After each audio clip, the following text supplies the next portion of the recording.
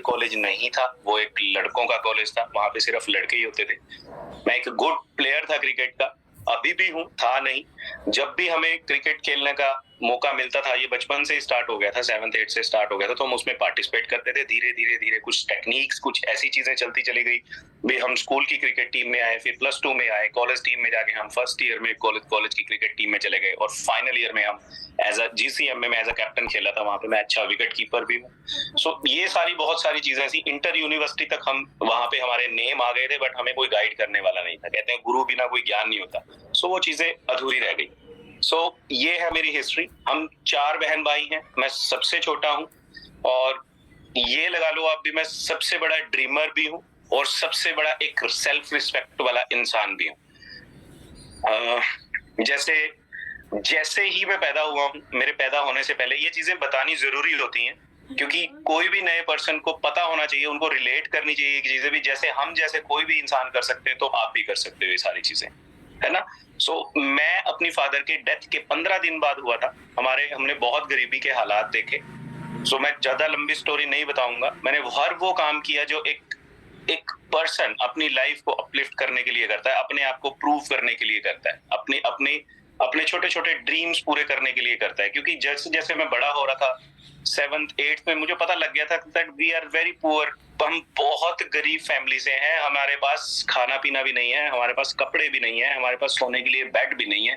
TV देखने के लिए हमें 12-12 15-15 घर दूर जाना पड़ता था। घर में 2 टाइम का खाना भी नहीं बनता था। मदर छोटे छोटे कुछ भी मतलब रात को थोड़ा सा चावल बना के उनमें पानी भर के हमें पिला देते थे, और हमें बोलते थे रात का खाना यही होता है। वेटर की जॉब की, ड्राइवर की जॉब की, दिवाली पे खिलौने बेचे, बहुत सारी ऐसी चीजें की जो एक इंसान अपने आप को अपलिफ्ट कर सकता है। रेडियां भी चलाई, सब्जियां भी बेची, सब बेचा, वो हर काम किया। बट धीरे धीरे टाइम चेंज होता चला गया, सारी चीजें धीरे धीरे धीरे बदलती चली गई।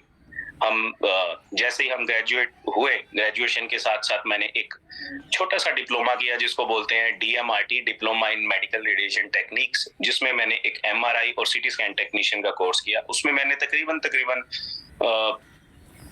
कोर्स खत्म होने के बाद तकरीबन 1.5 साल तक मैंने काम किया। वहां पे सैलरी उस टाइम के अकॉर्डिंगली अच्छी थी, तकरीबन 9,000 रुपए मुझे उस टाइम मिलते थे।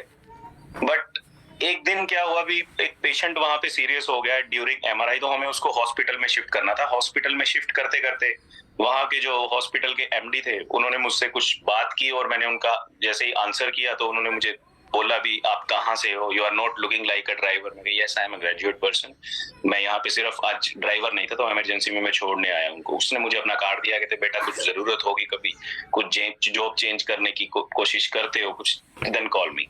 फिर 3-4 महीने बाद हमने उसको कॉल किया। 9,000 सैलरी से मुझे सीधा हाइप मिला 16,000 सैलरी पे। वो बहुत एक खुशी का वो था, ऑलमोस्ट डबल।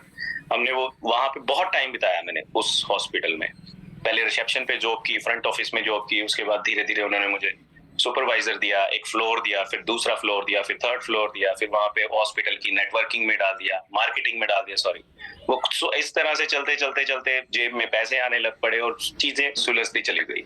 सो बहुत कुछ है लाइफ में। सो मैं आपको सिर्फ ये बताना चाहता हूँ, मैं नेटवर्कर नहीं हूँ, ये मेरी फर्स्ट कंपनी है। मुझे कुछ नहीं पता था नेटवर्किंग के बारे में। मुझे इसमें जुड़े हुए तकरीबन 26 महीने हुए, और 26 महीने में मैं अभी भी सीख रहा हूँ। बिना सीखे मैं कभी भी नहीं करता कुछ भी, और बहुत सारी चीजें नई नई सीखने को मिलती है हर रोज।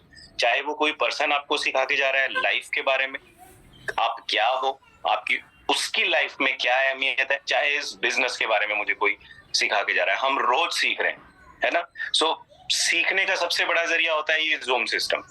अब मैं आपको एक छोटी सी एग्जांपल दे देता हूँ। कोई फैमिली में कोई एक इमरजेंसी आई थी, तो हम तकरीबन 10 बजे हॉस्पिटल निकले हैं, और 10 बजे हॉस्पिटल जाने के बाद मैं 2:30 बजे के करीब घर पहुंचा हूं, और सोते सोते 4 बज गए हमें। 5 बजे मैं उठा हूं, 5-5 के बीच में मैं उठ गया।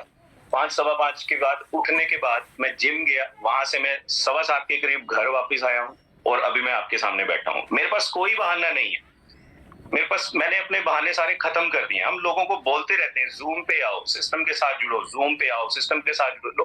पता नहीं क्यों लोग अपने सपनों के साथ, अपने बच्चों के सपनों के साथ खेल रहे हैं। या तो ऐसा हो भी उनके बैंक में ऑलरेडी 5-5 10-10 करोड़ रुपया पड़ा है, तब तब वो इस तरह का लेजीनेस दिखा सकते हैं। सारी सारी रात लगे हुए हैं, चैटिंग कर रहे हैं, रील्स देखी जा रहे हैं, टाइम वेस्ट कर रहे हैं, सारी रात सोना नहीं है, और जब जूम की बारी आती है तब बोलते हैं हमसे नहीं होगा। ये बिल्कुल रॉन्ग है। अगर करना है इस बिजनेस को तो सीरियसली करो, नहीं तो बिल्कुल अपनी अपनी अपलाइंस को मना कर दो भी सर हमसे नहीं होता, हमें हमें हमें मत कॉल करा करो, हमारा नंबर ब्रॉडकास्ट में से निकाल दो। और सीरियसली केटी सर भी यही बोलते हैं, हम भी यही बोलते हैं, जूम एक पैरामीटर है, जो पर्सन जूम पे आता है पूरी जान लगा देते हैं लीडर उसको डेवलप करने के लिए। जब तक सीखेगा नहीं कोई, वो जीतेगा कैसे? बार बार अगर किसी पर्सन को बोला जा रहा है that you are in meeting, meeting में आओ, मीटिंग में आओ, मीटिंग में आओ, एक हद हो जाएगी। लोग अपलाइंस नहीं बार बार उस चीज के लिए, शायद किसी को लगेगा भी उनको ग्रो करके शायद हमारा कोई बेनिफिट होने वाली है। अपलाइंस के पास चॉइस है, डाउनलाइन के पास कोई चॉइस नहीं है किसी भी तरह की भी। कोई आएगा अपलाइन और उसको हेल्प करेगा। जूम को एक नंबर पे रखो, और जूम हमेशा हमेशा हमेशा ज्वाइन करो, टाइम से पहले आओ। मैं अपनी टीम में ओके बोलता हूँ ये चीज भी। जिस दिन आप राज ठाकुर को जूम में एब्सेंट देखोगे, मैं 4 बजे भी घर आता हूँ आउट ऑफ स्टेशन से, 5 बजे भी घर आता हूँ, मैं 8 बजे जूम पे आपको मिलूंगा ही मिलूंगा। मुझे एब्सेंट दिखाओ। मैं अपनी टीम को ये बोलता हूँ, जिस दिन मेरे को किसी भी पर्सन ने बोल दिया भी Raj Thakur you are absent in Zoom, I will give them 10,000 rupees इनाम का दूंगा मैं उसको। और अगर मुझे 10 लोग बोलते हैं अभी तुम जूम पे नहीं हो, तो मैं 10 को 10-10 हजार देने वाला हूँ। अगर 10-10 हजार ही लेने तो सिर्फ चेक करने के लिए आ जाओ भी राज ठाकुर बैठा है या नहीं है। हो सकता है कुछ सुनने को ही मिल जाएगा, कुछ अच्छा सीखने को मिल जाएगा, बट सर्कमस्टांसेस कुछ और हो सकते हैं। मान लो मैं ट्रेन में हूँ, मैं सिग्नल में हूँ, मैं एरोप्लेन में हूँ, तब वो सर्कमस्टांसेस एक डिफरेंट हो जाते हैं, क्योंकि मैं उस चीज को ज्वाइन ही नहीं कर सकता। तो Zoom is very important, take it very seriously. अगर आप अकेले आ रहे हो वो भी गलत है, और आप अकेले आके सीखी जा रहे हो वो बिल्कुल गलत है। सिर्फ आप ही की ग्रोथ होगी, जबकि हम है एक टीम, हमें टीम की तरह काम करना होता है। बिना